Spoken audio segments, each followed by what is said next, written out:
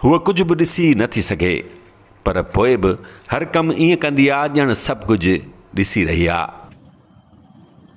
खाली घर तो खाइण अचे, हाउ न मुंहिंजो पाटी पवे, हाउ न मुंहिंजो ऐं उन सिट बाद संदसि रोइण खे रोकण जी सघ ख़तम थी वई। अॻिते अव्हां अचरज में वठिजी वेंदव।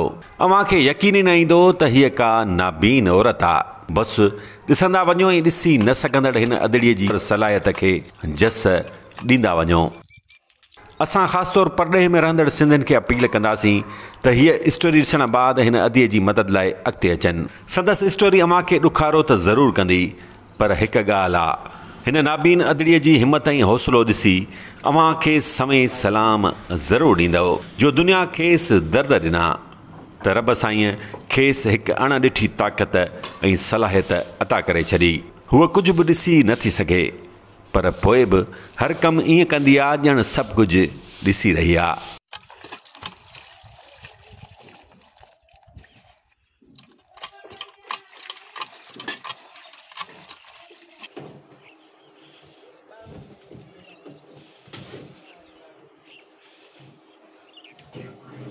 हूअ पंहिंजो दर्द सवाइ अलाह पाक जे कंहिं आॾो बयानु करे। यकीन कयो, संदसि दर्द कथा ॿुधी अव्हां खे पंहिंजा दर्द ई विसरी वेंदा, छो जो हीअ हिकु जिदड़ी केतिरा ई अज़ाब भोॻे रही आहे। नाबीनीअ जो अज़ाब, सख़्त बीमारीअ जो अज़ाब, गुरबत जो अज़ाब ऐं सभ खां वॾो अकेलाईअ जो अज़ाब। हा, अकेलाई। हूअ पंहिंजे ग़रीबाणे घर, समूरे पाड़े शहर, पूरी सिंध ऐं सॼी दुनिया में अकेली आहे। जो माउ पीउ फ़ौत थी वियसि, संदसि अकेलो भाउ खेसि अकेलो छॾे वियो। मिट माइट बि शायदि वेझो ई नथा अचनिसि, पर हिन अकेली औरत सां उहो वाहिदुल कहार गॾु आहे, जंहिं खेसि जबल जॾा सूर ऐं सदमा सहण तोड़े समूरिन मुसीबतुनि बावजूदु कंहिं आॾो हथु न टंगण जी सघ अता कई आहे। अगर को पाड़े मूंखे ॾींदो आहे मूंखे त मां खाईंदी आहियां, बाक़ी वक़्तु ॾाढो तंग आहे मूं ते। गुज़र सफ़र मुंहिंजो नथो थिए, माना मुश्किल वक़्तु आहे मूं ते, इन करे बसि नथो टाइम गुज़रे। कंहिंजे आसिरे मां वेठी हूंदी आहियां, केरु अगरि ॾींदो आहे त खाईंदी आहियां, मथे ईअं फाका कशी मां कटींदी आहियां। छो जो कोई ॾियण वारो कोन्हे, न को बि रिलीफ मूंखे त कोन मिलियो आहे, न गवर्नमेंट जे तरफ़ां उन किताब को बि मूंखे रिलीफ न मिलियो आहे, न कुझु न गवर्नमेंट में मूंखे मिली सघियो आहे।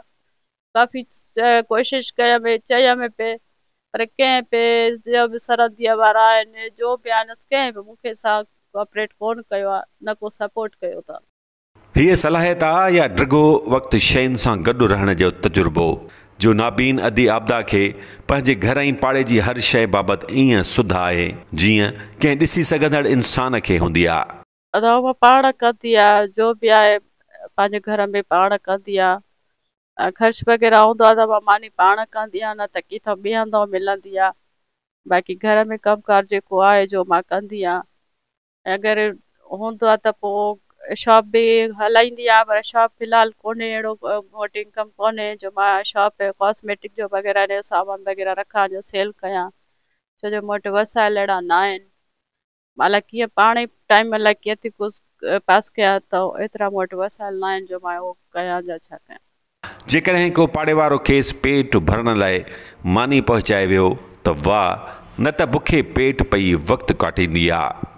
जीअं त मुंहिंजो नालो आबदा आहे, आबदा राजभर, आबदा न्यास राजभर, ऐं तक़रीबन 14-15 साल थिया आहिनि अखियुनि जे हिन मसइले खे कारो पाणी लही आयो, पोइ उन सां मुंहिंजी नज़र ख़तम थी वई। अदा अखियुनि जे नूर खां पोइ ॾाढियूं मुश्किलूं अचनि पियूं, छो जो अम्मा वई, बाबा वियो, ऐं यानी कि मुश्किल टाइम पियो गुज़रे, ॾाढो अलाए कीअं थो गुज़रियो आहे, अलाह जी ज़ाती ॼाणे, मां थी ॼाणा, ॾाढो ॾुखियो वक़्तु गुज़रे मूं ते। करम मांगती हूँ, अता मांगती हूँ, इलाही मैं तुझसे दुआ मांगती हूँ। होॾे फैज़गंज तालको त हेॾे तालको भिरिया, विच ते संदसि ॻोठ दरिया ख़ान राजपर।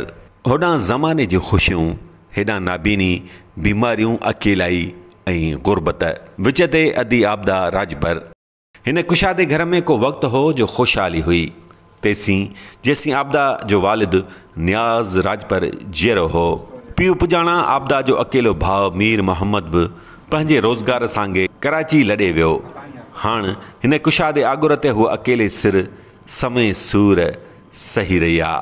15 वरहनि जी ॼमार में संदसि अखियुनि जो नूर वञणु शुरू थियो।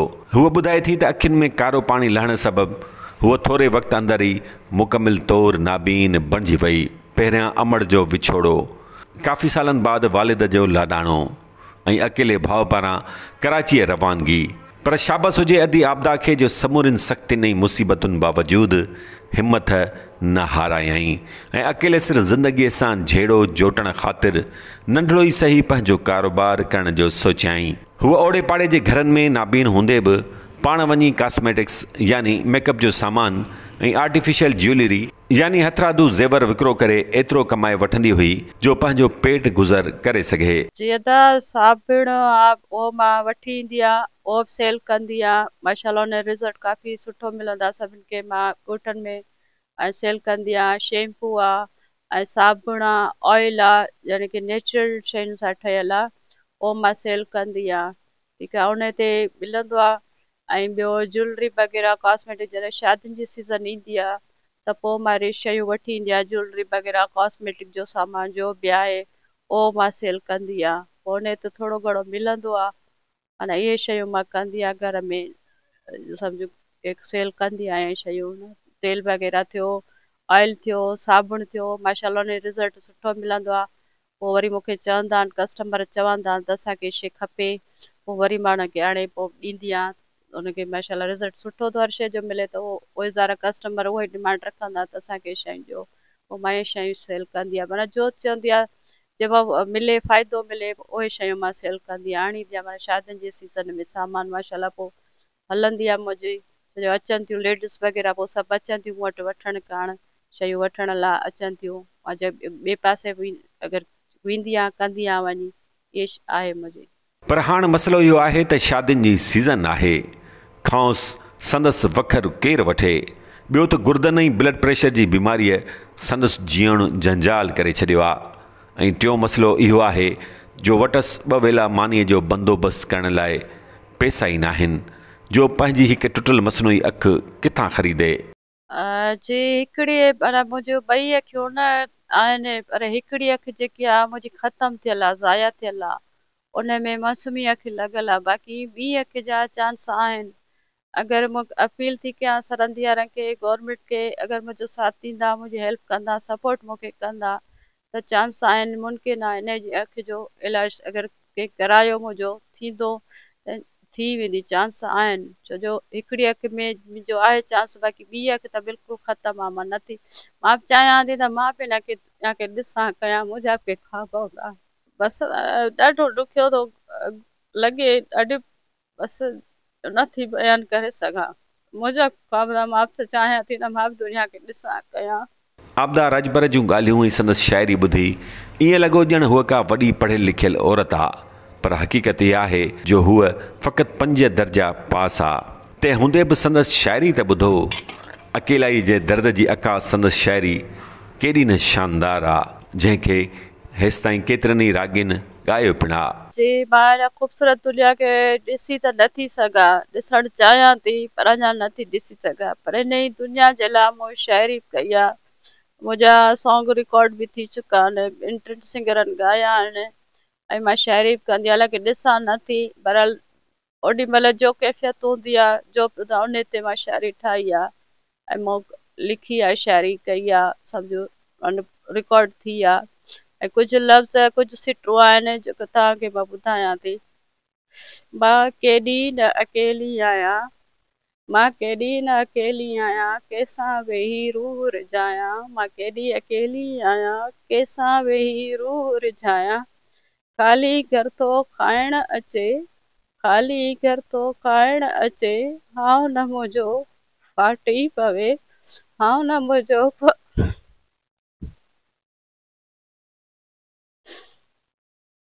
मां केॾी अकेली आहियां। जीअण मुश्किल थी वियो आहे, जीअण मुश्किल थी वियो आहे, तन्हाई मुंहिंजो घर थी वियो आहे।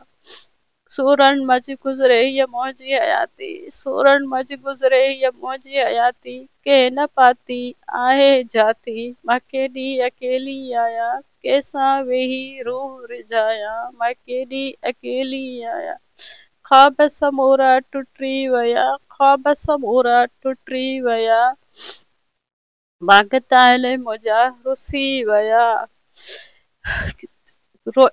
पल पल इहो रोई पुकारे, पल पल इहो रोई पुकारे, ए नाज़ थी इहो पुकारे, मां केॾी अकेली आहियां, मां केॾी अकेली आहियां, कंहिंसां वेही रूह रिझायां, मां केॾी अकेली।